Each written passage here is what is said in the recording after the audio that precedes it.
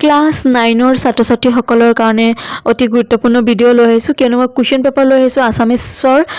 MIL আছামিছৰ class 9ৰ Morigaon ডিষ্ট্ৰিক্টৰ আৰু যোনে যোনে চেনেলটো ছাবস্ক্ৰাইব কৰা নাই তোমালোকে ছাবস্ক্ৰাইব কৰি থৈ দিবা আৰু বেল আইকনটো বজাই দিবা যাতে তোমালোকে সময়মতে ভিডিঅ'বোৰ পাই যোৱা আৰু লগৰ বন্ধু বান্ধৱীসকলক ভিডিঅ'টো শ্বেয়াৰ কৰিবা ষ্টাৰ্ট কৰিছোঁ 1 নম্বৰ কুৱেশ্যন চোৱা 5টা কুৱেশ্যন আহিছে শৰ্ট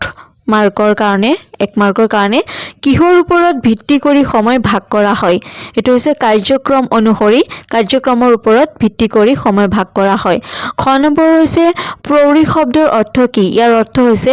জনজাত গ নম্বৰ হৈছে কাবেৰীৰ পাৰে পাৰে গ্ৰন্থখন কোনে ৰচনা কৰিছিল হেমন্ত কুমাৰ শৰ্মা তাৰ পিছত ঘ নম্বৰ হৈছে থ্ৰী সিস্টাৰ নামৰ সিনেমাখন কোনে নিৰ্মাণ কৰিছিল কোনে কৰিছিল মনত আছে আৰ্জেন্টিনাৰ এটা দলে কৰিছিল 19 নম্বৰ হৈছে লোক সংস্কৃতিৰ দৃশ্যমান দিশক কি বোলা হয় ভৌতিক বা বহু সংস্কৃতি বুলি কোৱা হয় কুৱেশ্যন নম্বৰ 2 চোৱা 2 মাৰ্কৰ 4টা কুৱেশ্যন আহিছে 8 মাৰ্কৰ কাৰণে ক বিনয় ভাৱত দান কৰিব লাগে বুলি জ্ঞানীসকলে কিয় কৈছিল খ অন্ধবিশ্বাসে সমাজত কেনে ধৰণৰ সমস্যাৰ সৃষ্টি কৰিব পাৰে গ ভৌতিক বা বস্তু সংস্কৃতিৰ অধ্যয়নৰ সামগ্ৰী কি ঘ কোনবোৰ লোক মংগলীয় গোষ্ঠীৰ 3 নম্বৰ কুৱেশ্যন তাৎপৰ্য ব্যাখ্যা কৰিব আহিছে যিকোনো দুটা কৰিব দিছে 3 মাৰ্কৰ কাৰণে 6 মাৰ্কৰ আহিছে ক সংস্কাৰ এক জীৱন পদ্ধতি খ নম্বৰ সময়ৰ হৰ মাৰিব নাজানিলে হৰ পহুৰ মাংস খাবলৈ আশা কৰা মিছা আৰু ঘ নম্বৰ হৈছে এলেহুৱাৰ দিন নাযায় নোপোৱাই 4 নম্বৰ হৈছে তলৰ যিকোনো এটা প্ৰশ্নৰ উত্তৰ দিয়া 4 মাৰ্কৰ কাৰণে আহিছে যিকোনো এটা কৰিব দিছে ক নিৰ্মলে কেনেদৰে সিদ্ধাৰ্থক ভুল বাটৰ পৰা আঁতৰাই আনিছিল বিৱৰি লিখা আৰু খ নম্বৰ হৈছে নিয়মানুবৰ্তিতা আৰু সময়ৰ সদ্ব্যৱহাৰ এই বিষয়ে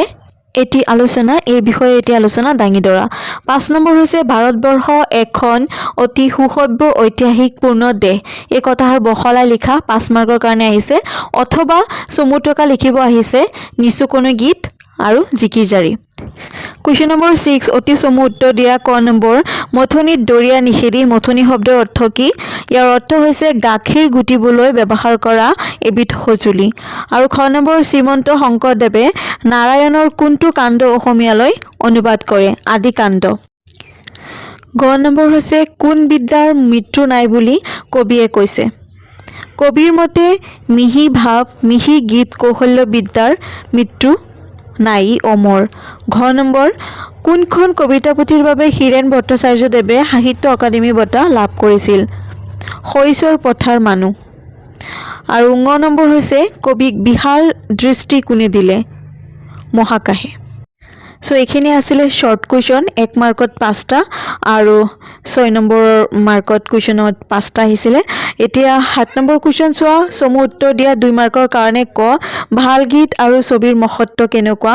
8 নম্বৰ চোৱা এই যে পৃথিৱী স্বৰ্গটো অধিক মানুহৰ নিজাপি ঘৰ কথাৰ অৰ্থ বুজাই লিখা 3 মাৰ্কৰ কাৰণে আহিছে 9 নম্বৰ হৈছে তলত দিয়া যিকোনো এটা কবিতাৰ মূল ভাৱ লিখা 4 মাৰ্কৰ কাৰণে আহিছে এটা লিখিব লাগে যিকোনো ক হৈছে মানৱ বন্দনা ক হৈছে গীত আৰু ছবি এতিয়া কোৱাচোন তোমালোক কিমানখিনি পঢ়ি প্ৰিপেয়াৰ হৈছা কিমানখিনি শিকিলা এতিয়ালৈকে বলা আগলৈ আগবাঢ়িছো 10 নম্বৰ কুৱেশ্যনত প্ৰসংগ সংগতি দৰ্শাই ব্যাখ্যা কৰা যিকোনো এছুৱা ক নম্বৰ চোৱা বজ্ৰৰ গৰ্জনে বক্ষ উজৰি কলৈ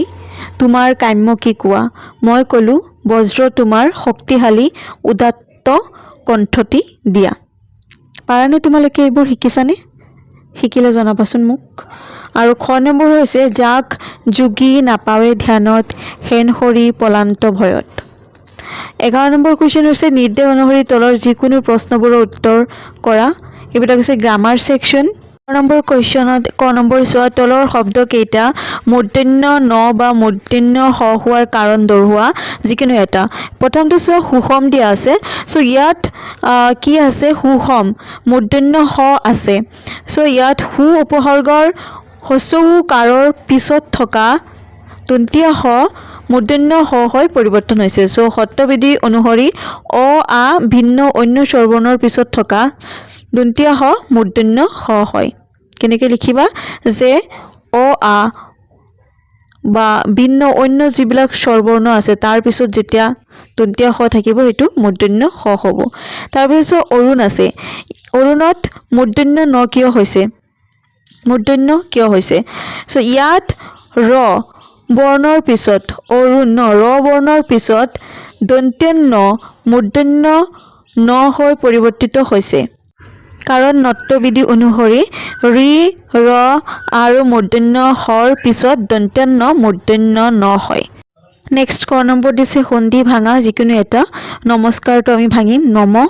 প্লাছ যোগ কাৰ, নমঃ যোগ কাৰ। চাই লোৱা, ছাইডত আনচাৰ দিয়া আছে। তাৰপিছত বিপৰীত শব্দ লিখা যিকোনো এটা। তিৰুভাৱ নিদ্ৰা দুটা আহিছে, তিৰুভাৱৰ বিপৰীত হৈছে আবিৰ্ভাৱ, নিদ্ৰাটো হৈছে জাগৰণ। তাৰপিছত ঘ নম্বৰ হৈছে প্ৰত্যয় ভাঙি দেখুওৱা যিকোনো এটা লিখিব লাগে।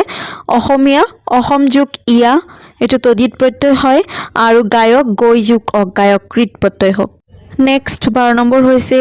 ভাৱ সম্প্ৰসাৰণ কৰা, 4 মাৰ্কৰ কাৰণে আহিছে। এশ গৰু মাৰিলে বাঘৰো মৰণ। চ' ইয়াৰ উত্তৰ এনেকৈ লিখিব পাৰা। প্ৰকৃতিৰ বুকুত প্ৰতিটো কাৰ্যৰে এটা সীমা থাকে। বাঘ এটা শক্তিশালী প্ৰাণী হ'লেও আৰু তাৰ খাদ্যৰ বাবে আনক স্বীকাৰ কৰাটো স্বাভাৱিক হ'লেও ইয়াৰ অৰ্থ এইটো নহয় যে সি সীমাহীনভাৱে অত্যাচাৰ চলাই যাব পাৰিব। এই প্ৰবাদফাঁকিয়ে আচলতে মানুহৰ সমাজত চলি থকা অন্যায় আৰু পাপৰ পৰিণতিক সূচাইছে। এজন মানুহে যদি ভাবি লয় যে তেওঁ শক্তিশালী বা ক্ষমতাশালী আৰু ধাৰাবাহিকভাৱে আনৰ ওপৰত অন্যায় বা অত্যাচাৰ কৰি যাব, তেন্তে তেওঁ পাহৰি যায় যে সকলোৰে এটা সীমা আছে। বাঘে শ শ গৰু মাৰি নিজৰ বীৰত্ব দেখুৱাব পাৰে, কিন্তু এটা সময়ত সি একেই বাঘৰো পতন নিশ্চিত হয়। ঠিক তেনেদৰে সমাজত ধাৰাবাহিকভাৱে অপকৰ্ম বা পাপ কৰি থকা লোকৰ এদিন নহয় এদিন পতন ঘটে। গতিকে ক্ষমতাৰ অহংকাৰত মত্ত হৈ কাৰো ওপৰত অন্যায় কৰাটো অনুচিত, কাৰণ কৰ্মফল ভোগ কৰিবই লাগিব। কৰ্মফল চবৰে ভোগ হ'বই।